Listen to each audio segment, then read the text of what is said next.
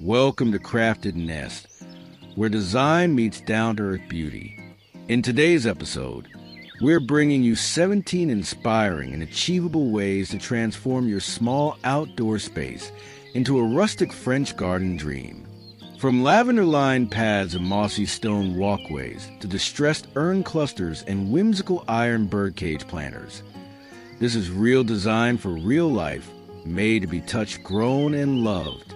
Each idea in this video was crafted with the spirit of Amati, Tiru, Modificasi. Observe what's timeless, recreate it with what you have, and adapt it with your own story. Whether you're working with tiny patio or a courtyard tucked behind old walls, these designs will help you create beauty without perfection. Don't forget to subscribe to Crafted Nest and tap the bell so you never miss new, soulful garden inspirations made for everyday dreamers. Lavender pathway borders.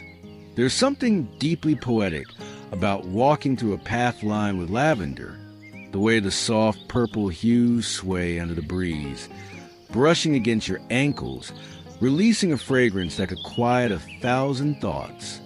In this garden, the gravel trail is modest, nothing more than a narrow line of crushed stone, but is flanked on both sides by rows of lavender and gustifolia, planted imperfectly to allow wildness to live alongside rhythm. As you walk the path in the golden hour, bees hum like old friends telling secrets, and every footstep feels like a gentle exhale from the earth. This border was planted by hand, using recycled garden soil mixed with sand to keep drainage perfect. You don't need a large yard, just a patient hand and a love for plants that thrive on sunshine and neglect. Let the border meander instead of following a straight line. Let it feel like it grew there before you ever arrived. Iron scrollwork accents. There's a quiet elegance in ironwork that has learned to rust gracefully. This scrollwork panel, salvaged from an old balcony railing, now leans gently against a garden wall, half hidden by a climbing rose. Its curves are imperfect, weathered by decades of rain and sunlight, yet each twist still holds the spirit of a craftsman's hand. The vines do not cling, they embrace. Clematis threads itself through the loops, blooming in pale mauve, as if the iron itself coaxed the color forward. Beneath, an old terracotta pot spills time onto the gravel. This is not a feature for showrooms. It is a piece of memory. Iron turned soft by time, transformed into something romantic, useful, and alive. You don't need to weld or forge. Just rescue, restore, and place it where morning light will make the shadows curl across the ground like lace. Cobblestone walkways with moss. The path begins just beyond the garden gate. Uneven, old-fashioned, made from mismatched cobblestones collected one by one from roadside leftovers and flea market piles. It doesn't lead anywhere grand. It simply curves past a planter, bends near a lavender bush, then disappears behind a bench. Between the stones, moss grows thick and wild, unbothered by symmetry. It creeps up in soft cushions, inviting barefoot wanderers to slow their stride. This walkway wasn't planned. It was felt, watered lightly and allowed to age with the seasons. When it rains, the stones glisten and the moss breathes green. No concrete holds it together, just a memory of footfalls, the patience of shade, and the will of nature to soften the edges. You don't need a grand entrance to build one, just a shovel, a few old bricks, and time. Rustic trellis with climbing roses. At the edge of a quiet patio, an old wooden trellis leans against the wall. Not perfectly straight, not newly built, but just enough to guide a rose that refuses to stop growing. The wood is cracked, grayed by time, patched with wire and twine in places. And yet, every spring, the first bloom of pale pink rises through it like a secret breaking free. The rose climbs without needing much, just support, a little sun, and the whisper of rain. Bees dip between blossoms. The petals fall in slow motion onto the gravel path below. This trellis wasn't store-bought. It was crafted from leftover fence posts and a salvaged chairback. And when the wind moves to the garden, the rose moves with it, brushing the sky with softness. That's the beauty of rustic design. It allows time and imperfection to become part of the story. Weathered urn planter clusters. In the far corner of the garden, where the lavender fades into shadow and the gravel hushes to stillness, sits a gathering of urns. They are not matching. Some are tall with narrow necks. Others squat and cracked along the rim. Time has worn them well, speckled with lichen, etched with rain. Their once bold finishes now faded to a soft, chalky hue. Each one holds something different. One cradles silvery sage, another a tumble of petunias that spill like laughter down its side. There's one that holds nothing but stone and moss, as if the urn itself decided to become landscape. The arrangement wasn't mapped, just placed by instinct, grouped like old friends in conversation. You don't need to buy new containers. Find urns, estate sales, flea markets, even old junkyards. Let their imperfections become the beauty, and group them where the sun touches them gently at noon. Distressed wooden planter boxes. The planters lining this fence weren't born in a workshop. They were once drawers in a forgotten cabinet. Their handles removed, their bottoms reinforced with scrap wood. Time and weather turned their color soft.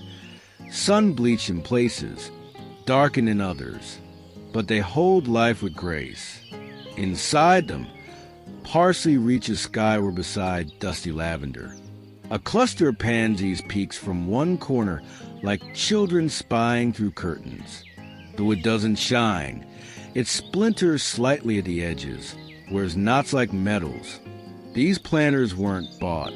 They were kept, rescued, repurposed, holes drilled gently in the base, a coat of linseed oil rubbed by hand. And now, on the back patio where rainwater sometimes pools, they sit proudly on red bricks, lifting herbs into the light. Their charm lies not in precision, but in proof they weathered time and they still bloom. Vertical herb wall on iron fence. It started with a simple problem: no space. The backyard was long but narrow, with barely enough room for a bench and some stepping stones. The iron fence along the back wall was the only unused space left. That's where the idea bloomed. A vertical herb wall made from small terracotta pots wired directly to the bars. Oregano, thyme, and lemon basil spilled gently from their homes, catching light in the morning and shadows in the afternoon. Some of the pots are chipped. One still has a faint stamp from a nursery long gone. The fence, once harsh and industrial, now hums with life and purpose. Water drips gently from the top row to the bottom, and the scent of crushed mint follows your hand long after you pass by. This wasn't a grand DIY project. Just a weekend, some garden wire, and a bit of patience. Pergola with hanging lanterns. The pergola wasn't built for grandeur, for reclaimed timber posts, uneven in tone, crowned with crossbeams that still smell faintly of the forest they once stood in.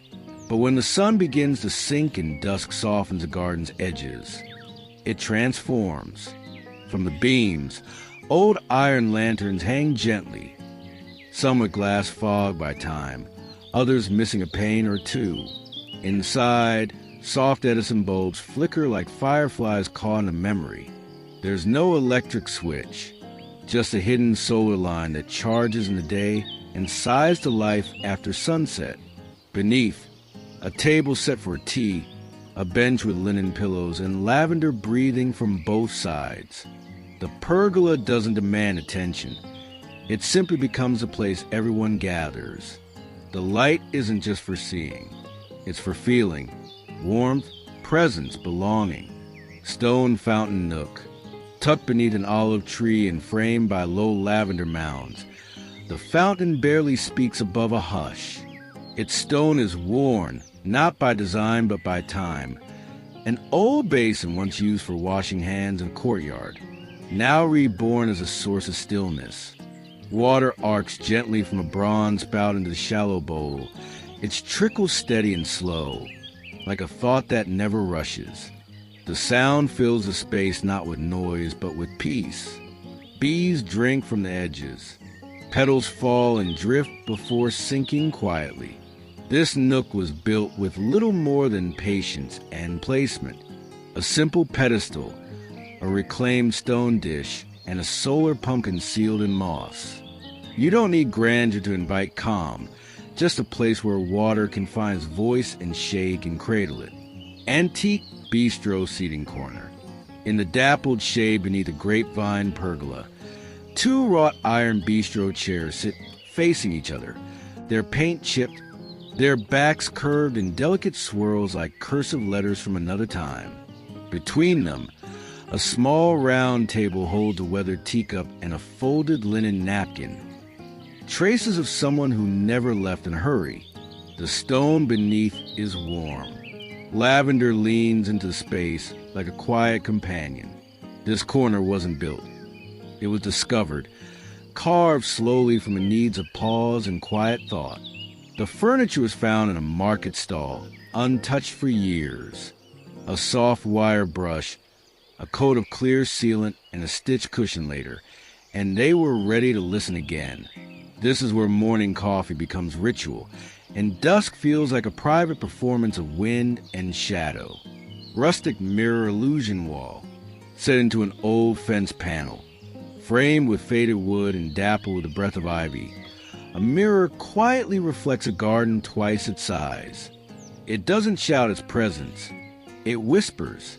The reflection of lavender rose and trellised vines makes it feel as though the path continues somewhere secret, just out of reach.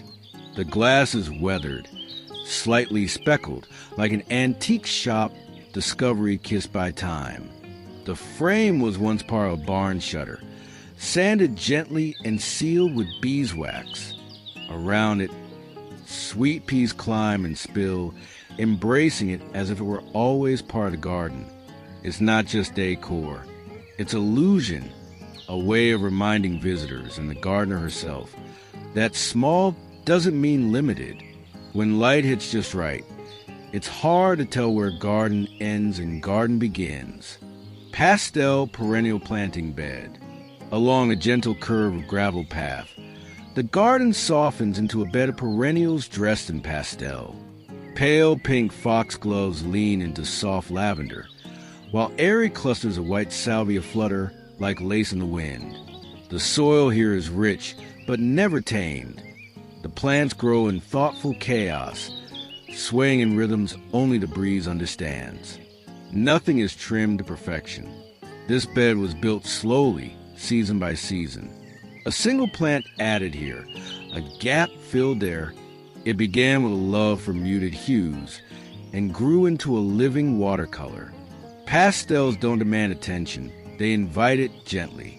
And when the morning sun touches their petals, the whole bed glows like the hush before a love letter is opened.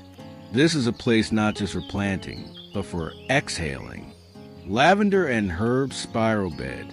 It starts from the center, a single lavender plant, proud and tall, then coils outward in a gentle spiral, each turn welcoming a different herb.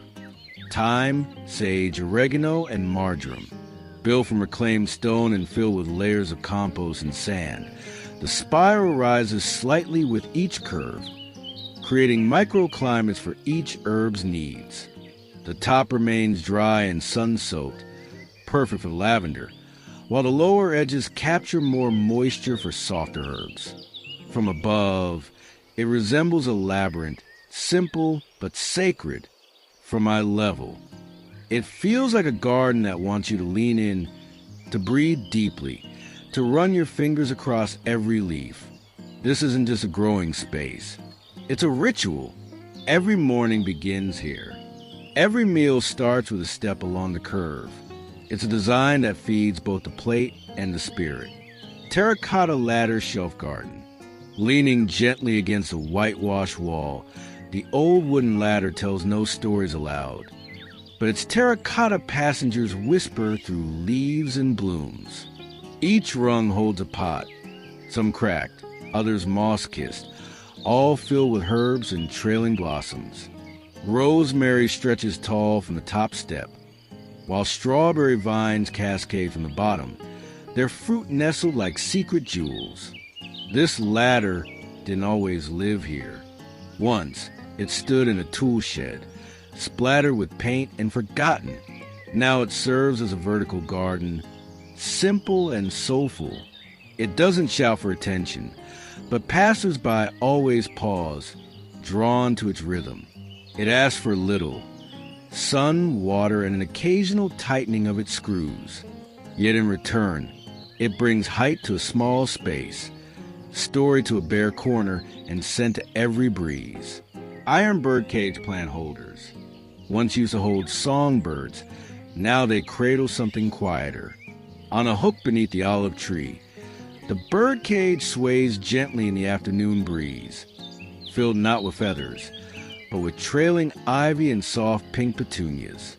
The iron is aged, its curves delicate, its paint peeled to a faded ghost of white. Inside, a small terracotta pot rests snugly, hidden beneath foliage. There's no lock, no door, just space to grow and spill. The cage doesn't confine, it frames. It transforms. What once held wings now holds roots, and somehow both seem to belong. This piece wasn't bought for its trend. It was found, restored with gentle hands, and placed where the light would catch it best at golden hour. In a garden that values soul over symmetry, even old cages can sing again. Gravel path edging with reclaimed brick. The path curves gently through the garden like a sentence pausing for breath, its edges outlined with bricks that once lined someone's fireplace, someone's doorstep, someone's story. Each brick is different, some chipped, some cracked, all worn by time. They're not placed in perfect symmetry. They lean a little.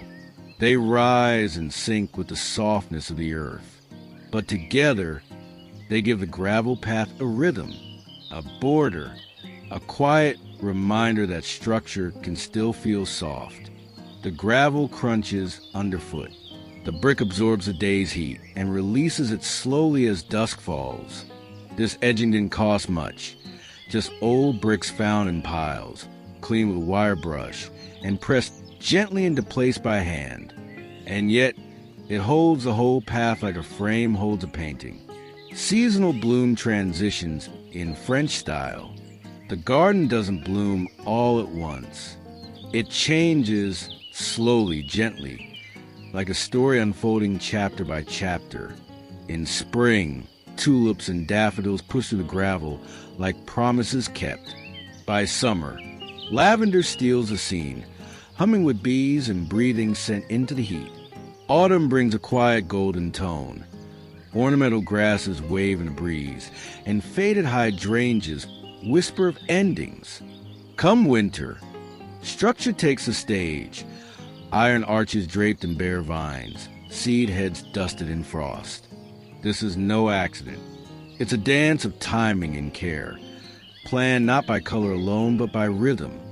French garden design embraces this flow. It welcomes fading blooms and celebrates texture where others might see decay. Each season brings not just new flowers, but new feelings.